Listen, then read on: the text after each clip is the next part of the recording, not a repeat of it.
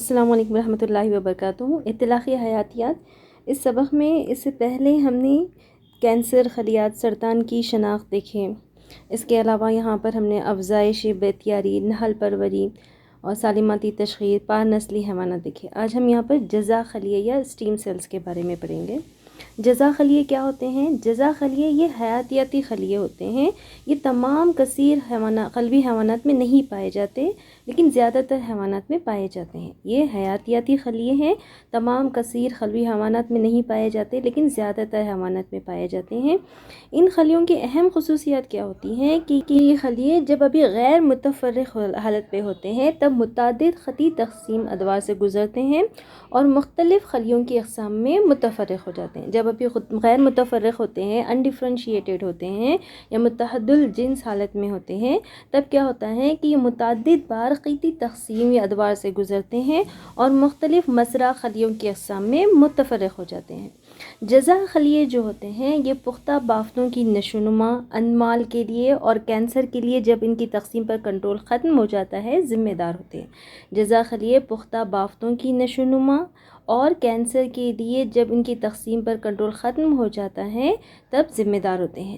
جزا خلیے خود تجدید کے علاوہ قلبی قوت، سیلولار پوٹینسی کا بھی اظہار کرتے ہیں۔ جزا خلیے قلبی قوت کا بھی اظہار کرتے ہیں۔ جزا خلیے کیا ہوتے ہیں؟ یہ حیاتیاتی خلیے ہوتے ہیں جو اگرچہ تمام کثیر قلبی حیوانات میں نہیں پائے جاتے، لیکن زیادہ تر حیوانات میں پائے جاتے ہیں۔ ان کی اہم خصوصیات یہ ہوتی ہے کہ جب ابھی غیر متفرق حالت میں ہوتے ہیں تب متعدد خطی تقسیم ادوار سے گزرتے ہیں اور مختلف مزرعہ خلیوں کی اقسام میں یہ متفرق ہو جاتے ہیں۔ اس کے علاوہ یہ سیلولار پوٹینسی کا بھی، قلبی قوت کا بھی اظہار کرتے ہیں۔ یہاں پر جزا خلیوں کی قوت، تو یہاں پر جو جزا خلیے کی جو سیلولار پوٹینسی کا جو اظہار کرتے ہیں، اس لحاظ سے خلیوں کی متفرق یہاں پر قسمیں ہیں۔ تو ایک ہے یہاں پر کامل بروزی یا سموجی، ٹوٹی پوٹینٹ، جسے اومنی پوٹینٹ بھی کہتے ہیں۔ پہلا ہے کامل بروزی، دوسرا ہے چند بروزی، اور تیسرا ہے کثیر بروزی، اور چوتھا ہے یک بروزی۔ تو یہاں پر کامل بروزی جسے سموچی یا ٹوٹی پوٹینٹ بھی کہتے ہیں، ہمہ بروزی بھی کہتے ہیں۔ تو ایسے جزا خلیے جنینی اور زائد جنینی اقسام کے خلیوں میں متفرق ہو سکتے ہیں۔ اس طرح کے خلیے ایک مکمل زندہ رہنے کے قابل عضویہ تیار کر سکتے ہیں۔ جگتے کی ابتدائی چند تقسیموں سے پیدا ہونے والے خلیے اور یہاں تک کہ موریولا، شہتوتیہ جو ہوتا ہے، اس سے حاصل ہونے والے ابتدائی خلیے جو ہوتے ہیں وہ کامل بروزی یا سموچی ہوتے ہیں۔ تو کامل بروزی یا سموچی یا ہمہ بروزی، اومنی پوٹینٹ کسے کہتے ہیں؟ ایسے جزا خلیے جنینی اور زائد جنینی اقسام کے خلیوں میں متفرق ہو سکتے ہیں۔ اس طرح کے خلیے جو ہوتے ہیں ایک زندہ رہنے کے قابل عضویہ تیار کر سکتے ہیں۔ تو جگتے کی ابتدائی چند تقسیم سے جو ہوتی ہے اس میں پیدا ہونے والے خلیے، اور موریولا جو ہوتا ہے شہتوتیہ، اس سے حاصل ہونے والے ابتدائی خلیے کیا ہوتے ہیں؟ کامل بروزی ہوتے ہیں۔ دوسرا ہوتا ہے چند بروزی، لاطینی لفظ پلورس سے مراد ہے کئی، زیادہ یا چند۔ جزا خلیے کامل بروزی خلیوں سے پیدا ہوتے ہیں۔ اب یہاں پہ دیکھیے چند بروزی جو ہے یہ جزا خلیے کامل بروزی خلیے، یہ جو ہم نے پہلے دیکھے، اس سے یہ خلیے پیدا ہوتے ہیں اور تقریباً تمام اقسام کے خلیوں میں جزا خلیے کامل، یہ جو چند بروزی خلیے جو ہوتے ہیں یہ بروزی خلیوں، کامل بروزی خلیوں سے پیدا ہوتے ہیں اور تقریباً تمام اقسام کے خلیوں میں متفرق ہو سکتے ہیں۔ یعنی تینوں نابتی پرتیں جو ہے، برو ادمہ، میاں ادمہ، درو ادمہ، اس میں سے کسی سے بھی یہ اغز ہو سکتے ہیں۔ مثال ہے اس کے جنینی جزا خلیے۔ اس کے بعد ایک کثیر بروزی خلیے، ملٹی پوٹینٹ۔ جزا خلیے کئی خلیوں میں متفرق ہو سکتے ہیں، لیکن نہایت قریبی تعلق رکھنے والے خاندان کے خلیوں، مثلاً احمر خلیہ زا جزا خلیوں میں ہی متفرق ہوتے ہیں۔ اس کے بعد یک بروزی، یونی پوٹینٹ، یونس لاطینی سے مراد ایک خلیہ، صرف ایک ہی ہے، ان کی اپنی قسم کے خلیے پیدا کر سکتے ہیں، لیکن خود تجدیدی خصوصیت کے حامل ہوتے ہیں جو ان خلیوں کو غیر جزا خلیوں سے ممتاز کرتے ہیں۔ تو یہاں پر جزا خلیے کی قوت جو ہے پوٹینسی کے لحاظ سے یہاں پر چار قسمیں دیکھیں ہم نے۔ کامل بروزی خلیے جو کہ جزا خلیے جنینی اور زائد جنینی اقسام کے خلیوں میں متفرق ہو سکتے ہیں۔ اس طرح کے خلیے جو ہوتے ہیں ایک مکمل زندہ رہنے کے قابل عضویہ تیار کرتے ہیں۔ کامل بروزی مکمل زندہ رہنے کے قابل عضویہ تیار کر سکتے ہیں اس قسم کے۔ چند بروزی یا پلوری پوٹینٹ جو ہوتے ہیں یہ جزا خلیے کامل بروزی خلیوں سے پیدا ہوتے ہیں اور تقریباً اقسام کے خلیوں میں متفرق ہوتے ہیں، یعنی یہ تینوں نابتی پرتوں میں سے کسی سے بھی اخذ ہوتے ہیں۔ اس کے بعد کثیر بروزی خلیے جو ہوتے ہیں، کثیر بروزی خلیے یہ جزا خلیے کئی خلیوں میں متفرق ہوتے ہیں، لیکن نہایت قریبی تعارف خاندان کے خلیوں میں متفرق ہوتے ہیں۔ اس کے بعد یک بروزی جو ہوتے ہیں یہ ایک ہی ان کی اپنی قسم کے ہی خلیے پیدا کرتے ہیں، تو یہ غیر جزا خلیوں سے ان کی یہ خصوصیت ممتاز ہوتی ہیں۔ مثلا عضلاتی جزا خلیے جو ہوتے ہیں یہ یک بروزی ہوتے ہیں، اور اس کے بعد احمر خلیہ زا جزا خلیے جو ہوتے ہیں یہ کثیر بروزی ہوتے ہیں۔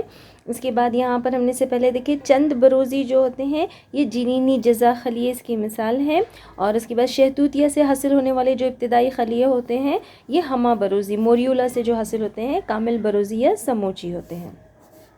جزا خلیے کسے کہتے ہیں؟ جزا خلیے یہ حیاتیاتی خلیے ہوتے ہیں جو تمام کثیر خلوی حیوانات میں نہیں پائے جاتے لیکن زیادہ تر حیوانات میں پائے جاتے ہیں، اور ان کی اہم خصوصیت کیا ہے کہ جب یہ غیر متفرق حالت میں ہوتے ہیں تو متعدد خطی تقسیم ادوار سے گزرتے ہیں، مختلف مسرع خلیوں کی اقسام میں متفرق ہوتے ہیں۔ ان کی اہم خصوصیت کیا ہے کہ یہ خود تجدید کے علاوہ خلوی قوت کا بھی اظہار کرتے ہیں۔ تو خلوی قوت کے لحاظ سے یہ 4 اقسام کے ہیں: کامل بروزی جسے ہمہ بروزی بھی کہتے ہیں، چند بروزی، کثیر بروزی اور یک بروزی۔ تو کامل بروزی ٹوٹی پوٹینٹ یا اومنی پوٹینٹ کسے کہا جاتا ہے؟ ایسے جزا خلیے جو ایک مکمل زندہ رہنے کے قابل عضویہ تیار کر سکتے ہیں انہیں کامل بروزی یا ہمہ بروزی کہتے ہیں۔ چند بروزی جو ہوتے ہیں جزا خلیے یہ کامل بروزی خلیوں سے پیدا ہوتے ہیں، مثالیں ان کی جنینی جزا خلیے۔ اور کثیر بروزی خلیے جو ہیں یہ کئی خلیوں میں متفرق ہوتے ہیں، ان کی مثال دیکھیں ہم نے احمر خلیہ زا جزا خلیے، اور لاسٹ دیکھیں ہم نے یک بروزی جو ہوتے ہیں یہ خلیے صرف ایک ہی ان کی اپنی قسم کے خلیے پیدا کر سکتے ہیں، مثلا عضلاتی جزا خلیے۔ پستانیوں میں جو سٹیم سیلز ہوتے ہیں جزا خلیے ہوتے ہیں، ان کی 2 بڑی اقسام ہوتی ہیں۔ ایک ہے جنینی جزا خلیے جنہیں ایمبریونک سٹیم سیلز کہتے ہیں، ES سیلز کہتے ہیں، اور دوسرے ہوتے ہیں بالغ جزا خلیے۔ پستانیوں میں جزا خلیوں کی 2 بڑی اقسام ہیں، ایک ہے جنینی جزا خلیے اور دوسرے ہے بالغ جزا خلیے۔ تو ہم یہاں پر ان دونوں کا مطالعہ کریں گے، جنینی جزا خلیے کیا ہے دیکھیں گے اور بالغ جزا خلیے کیا ہے۔ جنینی جزا خلیے جو ہوتے ہیں یہ نحوس انبان کے جو درون خلوی گروپ کے برنحوس خلیوں سے علیحدہ ہوتے ہیں، نحوس انبان کے درون خلوی گروپ کے برنحوس خلیوں سے علیحدہ ہوتے ہیں۔ جنینی جزا خلیے جو ہوتے ہیں یہ چند بروزی ہوتے ہیں، ہم نے ابھی اوپر دیکھے تھے جنینی جزا چند بروزی خلیوں کی مثال دیکھے تھے جنینی جزا خلیے۔ جنینی جزا خلیے کیا، چند بروزی خلیے کیا ہوتے ہیں؟ یہ کامل بروزی خلیوں سے پیدا ہوتے ہیں۔ تو جنینی جزا خلیے جو ہوتے ہیں چند بروزی ہوتے ہیں اور 3 ابتدائی نابتی پرتوں برو ادما، میاں ادما اور درو ادما کو پیدا کرتی ہیں، یعنی کہ جنینی جزا خلیے جو ہوتے ہیں یہ چند بروزی ہوتے ہیں، یہ کس سے پیدا ہوتے ہیں؟ کامل بروزی سے، اور یہ 3 ابتدائی نابتی پرتیں جو ہوتی ہیں برو ادما، درو ادما اور میاں ادما اس کو پیدا کرتی ہے۔ جب ان خلیوں کو درکار تحریک پہنچائی جاتی ہے تو یہ بالغ جسم کے 200 سے زائد اقسام کے خلیوں کو تیار کر سکتے ہیں۔ یہ خلیے لافانی ہوتے ہیں، یعنی فلاحتی واسطے میں تعداد میں اضافہ کر سکتے ہیں، اور یہ غیر متفرق حالت میں خلیوں کی کثیر تعداد کی پیدائش کا ذریعہ ہوتے ہیں۔ تو جنینی جزا خلیے کیا ہوتے ہیں؟ جنینی جزا خلیے یہ چند بروزی ہوتے ہیں، پلوری پوٹینٹ ہوتے ہیں، اور یہ 3 ابتدائی نابتی پرتوں برو ادما، میاں ادما اور درو ادما کو پیدا کرتے ہیں۔ اسی طرح یہاں پہ پستانیوں میں جزا خلیوں کی دوسری بڑی قسم کیا ہے؟ بالغ جزا خلیے۔ یہ بالغ جزا خلیے جو ہوتے ہیں بچوں اور بالغ افراد کی مختلف بافتوں میں پائے جاتے ہیں۔ کوئی بھی خلیہ جو نمو پائے ہوئے حیوان کے جسم میں پایا جاتا ہے اور تقسیم ہونے کی صلاحیت رکھتے ہوئے اپنی طرح کی دوسرے خلیے کو بالغ جزا خلیہ اڈلٹ اسٹیم سیل یا جست جزا خلیہ سومیٹک اسٹیم سیل کہلاتا ہے۔ دیکھیے بالغ جزا خلیہ کسے کہتے ہیں؟ کوئی بھی خلیہ جو نمو پائے ہوئے حیوان کے جسم میں پایا جاتا ہے اور تقسیم ہونے کی صلاحیت رکھتے ہوئے اپنی طرح کے دوسرے خلیے کو پیدا کر سکتا ہے، تو اسے کیا کہتے ہیں؟ بالغ جزا خلیے کہتے ہیں۔ یہ خلیے جسم کے اندمال نظام کا کام انجام دیتے ہوئے بالغ کے جسم کی بافتوں کی باجپائی کرتے ہیں۔ یہ بیشتر بالغ جزا خلیے جو ہوتے ہیں یہ کثیر بروزی ملٹی پوٹینٹ ہوتے ہیں. جنینی جزا خلیے جو ہوتے ہیں چند بروزی ہوتے ہیں، اور یہاں پر بالغ جزا خلیے جو ہوتے ہیں کثیر بروزی ہوتے ہیں. کثیر بروزی کسے کہتے ہیں؟ جزا خلیے کئی خلیوں میں متفرق ہوتے ہیں، اور یہ نہایت ہی قریبی تعلق رکھنے والے خاندان کے خلیوں میں متفرق ہوتے ہیں. مثال دیکھیے ہم نے احمد خلیہ جزا خلیے جو ہوتے ہیں یہ بالغ جزا خلیے کہتے ہیں انہیں. تو بالغ جزا خلیے کسے کہتے ہیں؟ جو نمو ایسے خلیے جو نمو پائے ہوئے حیوان کے جسم میں پائے جاتے ہیں اور تقسیم ہونے کی صلاحیت رکھتے ہوئے اپنی طرح کے دوسرے خلیوں کو پیدا کر سکتے ہیں، تو اسے کیا کہتے ہیں؟ بالغ جزا خلیے یا اڈلٹ اسٹیم سیل کہتے ہیں. اور جنینی جزا خلیے کیا ہوتے ہیں؟ یہ چند بروزی ہوتے ہیں، اور یہ نابتی پرتوں برو ادمہ، میاں ادمہ اور درو ادمہ کو پیدا کرتے ہیں. اب دیکھیں گے ہم یہاں پر سرخ استحقانی گودے کے احمر جسمی ذات جزا خلی. سرخ استحقانی گودا جو ہوتا ہے یہ بالغ جزا خلیوں کا وافر ذریعہ ہوتا ہے. بالغ جزا خلیے جو ہوتے ہیں یہ کہاں سے تیار ہوتے ہیں؟ سرخ استحقانی گودے سے، جیسے کہ میاں نحوزی جزا خلیے، شحمی جزا خلیے اور درو حلمی جزا خلیے. تو سرخ استحقانی گودے کے احمر جزا خلیے جو ہوتے ہیں ہیموپوئٹک اسٹیم سیلز جو ہوتے ہیں کثیر بروزی ہوتے ہیں، ملٹی پوٹینٹ ہوتے ہیں.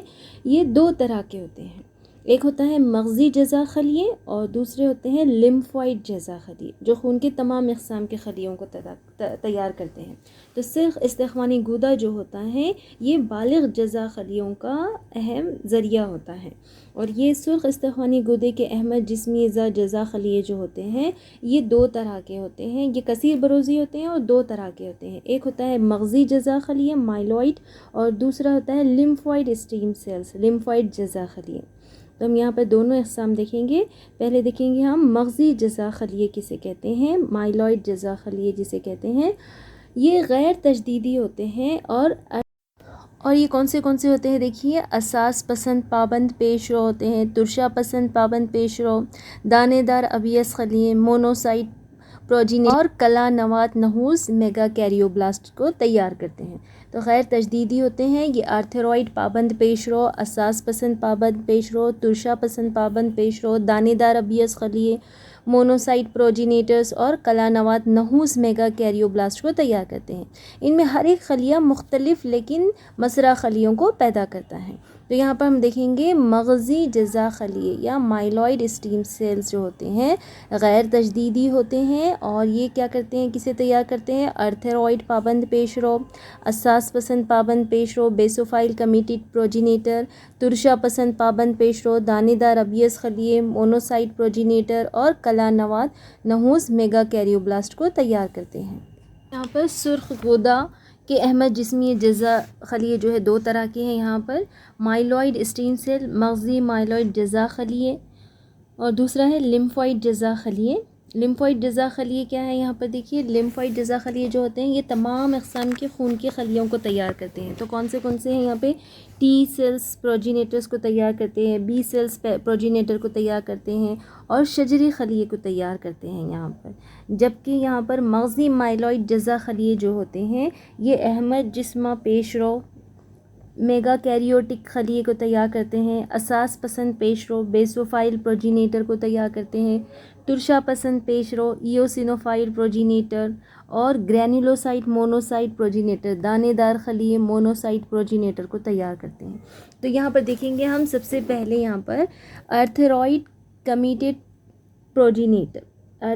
کمیٹیڈ پروجینیٹر پیش احمر نحوس خلیہ پرو ایریتھروبلاسٹ کیا ہے؟ احمر جسمی خلیہ مختلف مراحل جیسے بیش احمر نحوس خلیہ اور یہاں پر شکبیہ نحوس خلیہ وغیرہ سے گزرتے ہوئے تیار ہوتا ہے. احمر جسمیہ سرخ خلیہ جو ہوتا ہے کس طرح تیار ہوتا ہے؟ یہاں پر پیش احمر نحوس خلیہ، پھر احمر نحوس خلیہ اور شکبیہ نحوس خلیہ ان وغیرہ سے گزرتے ہوئے تیار ہوتا ہے. اساس پسند پابند پیش رو جو ہوتا ہے یہ اساس پسند خلیوں بیسوفائلز کو تیار کرتا ہے. اساس پسند پیش رو بیسوفائل پروجینیٹر، یہ دیکھیے یہاں پر بیسوفائلز اساس پسند کو تیار کرتا ہے یہاں پر. اس کے علاوہ یہاں پر ترشا پسند پابند خلیے پابند پیش رو، ترشا پسند پابند پیش رو یا جسے کہیں گے یہاں پر ایوسینوفائل پروجینیٹر. ایوسینوفائل پروجینیٹر جو ہوتے ہیں یہ ترشا پسند خلیوں یا ایوسینوفائل کو تیار کرتے ہیں. اس کے بعد ہے دانے دار ابیس خلیے مونوسائٹ پیش رو. دانے دار ابیس خلیے مونوسائٹ پیش رو، گرینولوسائٹ مونوسائٹ پروجینیٹر. یہ گرینولوسائٹ مونوسائٹ پروجینیٹر جو ہوتے ہیں یہ مایوبلاسٹ اور مونوسائٹ پابند پیشرو کو تیار کرتے ہیں. مایوبلاسٹ اور مونوسائٹ پابند پیشرو کو تیار کرتے ہیں. مایوبلاسٹ کمیٹیڈ پروجینیٹر سے تعدیل پسند نیوٹروفائل تیار ہوتا ہے. یہاں پر مایوبلاسٹ کمیٹیڈ پروجینیٹر سے کیا تیار ہوتا ہے؟ نیوٹروفائل تیار ہوتا ہے، تعدیل پسند جسے کہتے ہیں. اور مونوسائٹ کو پروجینیٹر جو ہوتا ہے اس سے مونوسائٹ تیار ہوتا ہے. مونوسائٹ کمیٹیڈ پروجینیٹر سے کیا تیار ہوتا ہے؟ یہاں پہ مونوسائٹ تیار ہوتا ہے. مایوبلاسٹ کمیٹیڈ پروجینیٹر سے نیوٹروفائل تیار ہوتا ہے اور مونوسائٹ کمیٹیڈ پروجینیٹر سے مونوسائٹ تیار ہوتے ہیں. اس کے بعد ہے میگا کیریوبلاسٹ کلا نوات نحوس خلیہ. کلا نوات نحوس خلیہ کیا ہوتا ہے؟ یہ میگا کیریوسائٹ کو تیار کرتے ہیں جو ٹوٹ کر خون کی تختیاں تیار کرتے ہیں، بلڈ پلیٹلیٹس تیار ہوتے ہیں. میگا کیریوبلاسٹ جو ہوتے ہیں یہ ٹوٹ کر خون کی تختیاں یا بلڈ پلیٹلیٹس تیار کرتے ہیں. اب یہاں پر لمفوئڈ جزا خلیے دیکھیں گے، یا ابھی ہم نے دیکھے یہاں پر مغزی جزا خلیہ مائلوئڈ اسٹیم سیلز دیکھیں. مائلوئڈ اسٹیم سیلز میں ہم نے دیکھے ایریتھروئڈ کمیٹیڈ پروجینیٹر دیکھیں. اس کے بعد اساس پسند پابند پیش رو دیکھیے، ترشا پسند پابند پیش رو دیکھیے. اس کے بعد دانے دار ابیس خلیے مونوسائٹ پیش رو، کلا نوات نحوس خلیہ دیکھیں. اس کے بعد دیکھیں گے ہم یہاں پہ لمفوئڈ جزا خلیے کیا ہوتے ہیں. یہ لمفوئڈ جزا خلیے جیسے یہاں پہ دیکھیے ڈائیگرام میں، یہ ٹی خلیہ کمیٹیڈ پروجینیٹر اور بی خلیہ کمیٹیڈ پروجینیٹر تیار کرتا ہے. بی سیلز اور ٹی سیلز، اس سے پہلے دیکھیے ہم نے بی سیلز اور ٹی سیلز کیا ہوتے ہیں. تو یہ کیا تیار کرتے ہیں؟ لمفوئڈ جزا خلیے کیا کرتے ہیں؟ بی خلیہ کمیٹیڈ پروجینیٹر اور ٹی خلیہ کمیٹیڈ پروجینیٹر تیار کرتے ہیں. ٹی خلیہ کمیٹیڈ پروجینیٹر جو ہوتے ہیں تھائمس میں ٹی لیمفوسائٹ میں متفرق ہوتا ہے. ٹی خلیے ٹی ہیلپر یا ٹی سائٹوکائنز خلیے میں تبدیل ہوتے ہیں. اس سے پہلے ہم نے مامونیاتی نظام میں پڑھے ٹی ہیلپر خلیے کیا ہے، ٹی سائٹوکائن سیلز کیا ہیں. تو اسی طرح بی خلیے بھی دیکھے. بی خلیے کمیٹیڈ پروجینیٹر جو ہوتے ہیں یہ استحقانی گودے میں بی لیمفوسائٹ پیدا کرتے ہیں. تو یہاں پر ٹی خلیہ کمیٹیڈ پروجینیٹر اور بی خلیہ کمیٹیڈ پروجینیٹر کس سے تیار ہوتے ہیں؟ لمفوئڈ جزا خلیے سے تیار ہوتے ہیں. طرح یہاں پر یہ سبق آپ کا مکمل ہو گیا. تو اس میں ہم دیکھیں گے نہایت مختصر جوابی سوالات دیکھیں گے ہم نے کون سے کور کیے. یہاں پر نمبر 1 دیکھیں ہم نے دیکھیں گے یہاں پر کون سے عوامل شیرکاری کی تشکیل عمل میں لاتے ہیں. تو سٹارٹنگ میں دیکھے تھے ہم نے شیرخانہ انتظامیہ ڈیری فارمز کا جو دیکھے تھے. تو کون سے عوامل ہوتے ہیں جو شیرخانہ انتظامیہ میں اہم کردار ادا کرتے ہیں؟ ایک تو اچھی نسل کا انتخاب کرنا چاہیے، پیداواری صلاحیت بڑھانے کے لیے مناسب رہائش، پانی وغیرہ، ہوا کا، درجہ حرارت کا انتظام ہونا چاہیے، مویشیوں کو سائنسی طرز پر چارہ دینا چاہیے، دودھ دھونے وغیرہ کو ترسیل کرنے کے لیے صفائی وغیرہ کو اصول کا خیال رکھنا چاہیے، حیوانی ڈاکٹر کے ذریعے پابندی سے معائنہ کرانا چاہیے. تو یہ عوامل جو ہوتے ہیں شیرکاری کی تشکیل میں اہم کردار ادا کرتے ہیں. اس کے بعد دوسرا کوشچن دیکھیے پڑھے ہم نے درون نسل کشی کے کوئی 2 فوائد بتائیے. درون نسل کشی سے کیا ہوتا ہے؟ درون نسل کشی جو ہوتی یہاں پہ 2 فوائد بتانا ہے آپ کو درون نسل کشی کے. تو ہم ایزی فوائد جو یاد ہو سکے آپ کو، ایک پہلا یہ دیکھیں گے کہ یہ اعلیٰ خصوصیت کے حامل جینس کو مجتمع کرتے ہیں اور ناپسندیدہ جینس کو نکال کر باہر کرنے میں مددگار کرتے ہیں. اعلیٰ خصوصیات کی جینس کو جمع کرنا اور ناپسندیدہ جینس کو باہر نکالنا. اور دوسرا درون نسل کشی جو ہوتی ہے آبادی کی پیداواریت میں اضافے کا باعث ہوتا ہے. تو درون نسل کشی کے 2 فوائد دیکھے ہم نے اعلیٰ خصوصیات کے حامل جینس کو مجتمع کرنا اور ناپسندیدہ جینس کو باہر نکالنا. دوسرا درون نسل کشی جو ہوتی ہے آبادی کی پیداواریت میں اضافے کا باعث ہوتے ہیں. بعد کوشچن دیکھیں گے ہم یہاں پر برون جفتی آؤٹ کراس اور پار نسل کشی کے درمیان فرق بتائیے. برون نسل کشی، برون جفتی اور پار نسل کشی. برون جفتی آؤٹ کراسنگ اور پار نسل کشی کسے کہتے ہیں؟ تو برون جفتی کسے کہتے ہیں؟ ایسے حیوانات کی ملاپ کا عمل جو ایک ہی نسل سے تعلق رکھتے ہیں لیکن ملاپ کے لیے منتخب حیوانات کی جد 6 پیڑھیوں تک مشترک نہیں ہوتی ہیں. برون جفتی میں کیا ہوتے ہیں؟ ایک ہی نسل سے تعلق رکھتے ہیں لیکن جو حیوانات منتخب کیے جاتے ہیں ان کے جد جو ہوتے ہیں 4 تا 6 پیڑھیوں تک مشترک نہیں ہوتے ہیں، تو اسے کہتے ہیں برو جفتی. اور پار نسل کشی کیا ہوتا ہے؟ اس میں کیا کہتے ہیں؟ ایک نسل کے اعلیٰ نر کو دوسری نسل کے اعلیٰ مادے سے جفت کرایا جاتا ہے، تو اس سے جو حاصل ہوتا ہے اسے کہتے ہیں مخلوط نسل کہتے ہیں. یہاں پر برون جفتی میں کیا ہوتا ہے؟ ایک ہی نسل سے تعلق رکھتے ہیں یہاں پر حیوانات لیکن ملاپ کے لیے منتخب حیوانات جو ہوتے ہیں ان کے جد جو ہوتے ہیں 4 تا 6 پیڑھیوں تک مشترک نہیں ہوتے ہیں. یہ ان حیوانات کے لیے بہترین نسل کشی کا طریقہ ہے جو کم دودھ پیدا کرتے ہیں. یہ برو جفتی جو کم دودھ پیدا کرتے ہیں ان کے لیے، ان حیوانات کے لیے بہت ہی اہم ہے یہ. اور پار نسل کشی کیا ہوتا ہے؟ ایک اعلیٰ نسل کی مادہ سے ایک اعلیٰ نسل کے نر کو جفت کرایا جاتا ہے تو اور جو حاصل ہوتا ہے اسے مخلوط نسل کہا جاتا ہے.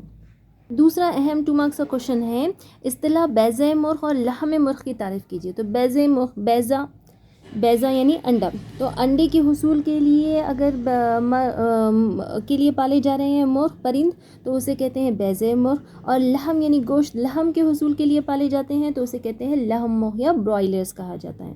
اس کے بعد نیکسٹ کوشچن ہے آپ کو، نہل پروری کیا ہے؟ ایپی کلچر کیا ہے؟ تو نہل پروری کیا ہے؟ نہل پروری میں کیا کیا جاتا ہے؟ شہد اور موم کے حصول کے لیے شہد کی مکھیوں کی چھتوں کی دیکھ بھال کیا کہلاتا ہے؟ نہل پروری کہلاتا ہے. شہد اور موم کے حصول کے لیے شہد کی مکھیوں کے چھتوں کی دیکھ بھال کیا کہلاتی ہے؟ نہل پروری یا مگس پروری کہلاتی ہے.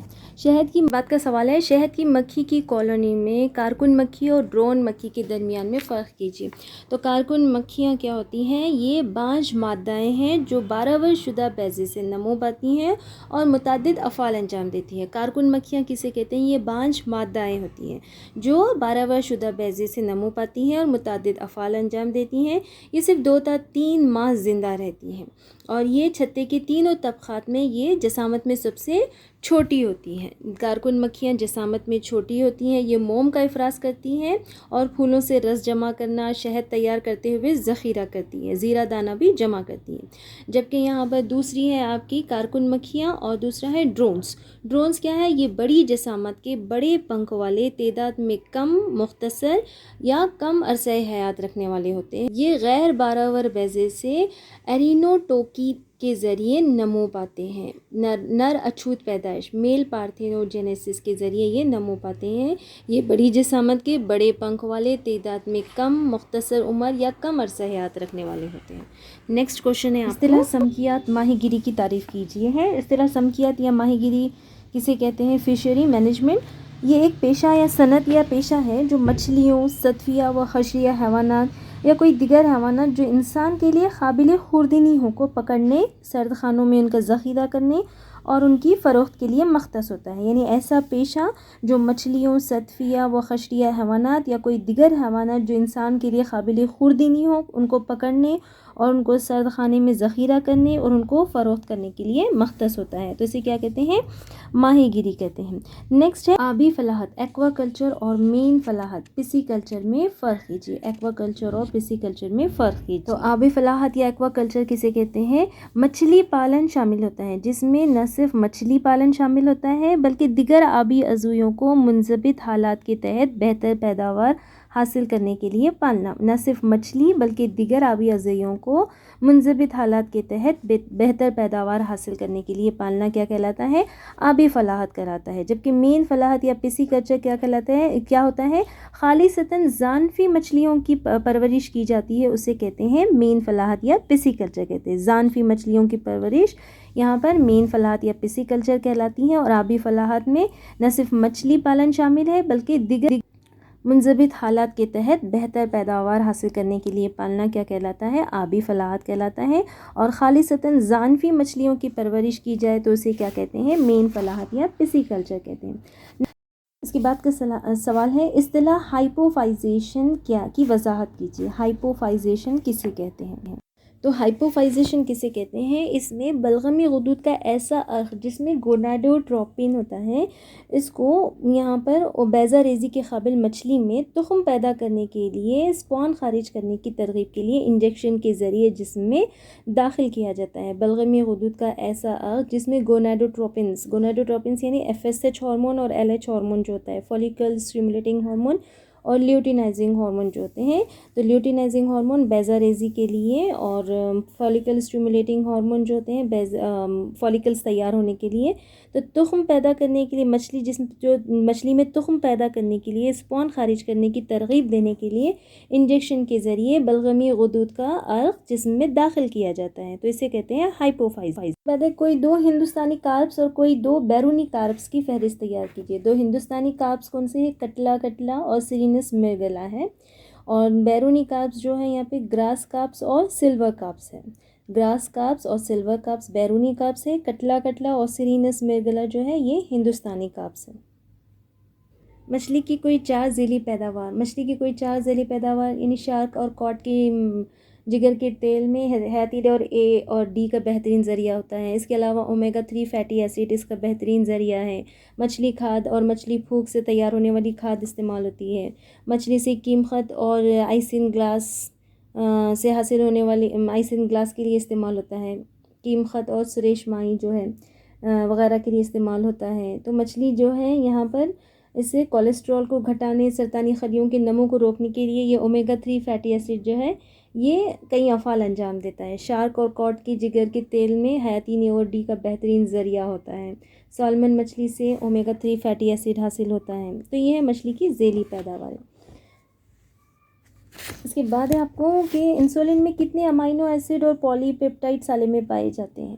تو انسولین میں 51 امائنو ایسڈ 51 امائنو ایسڈ پائے جاتے ہیں۔ تو پولی پیپٹائڈ زنجیریں کتنی ہوتی ہیں؟ ہم نے ویڈیو میں دیکھے تھے اس سے پہلے کہ A زنجیر جو ہوتی ہے اس میں 21 امائنو ایسڈ ہوتے ہیں، اور B زنجیر جو ہوتی ہے اس میں 30 امائنو ایسڈ موجود ہوتے ہیں۔ تو یہاں پر 51 امائنو ایسڈ سے مل کر یہاں پر انسولین تیار ہوتا ہے۔ کوشچن ہے 2 مارکس کا، اصطلاح ویکسین ٹیکے کی تعریف کیجیے۔ ویکسین کسے کہتے ہیں؟ ٹیکا کسے کہتے ہیں؟ ٹیکا جو ہوتا ہے یہ حیاتیاتی طریقے سے تیار شدہ محاصلہ ہے جو کسی مخصوص بیماری کے لیے مامونیاتی صلاحیت کو بڑھاتا ہے۔ تو یہ حیاتیاتی طریقے سے تیار شدہ محاصلہ ہے جو کسی مخصوص بیماری کے لیے مامونیاتی صلاحیت کو بڑھاتا ہے۔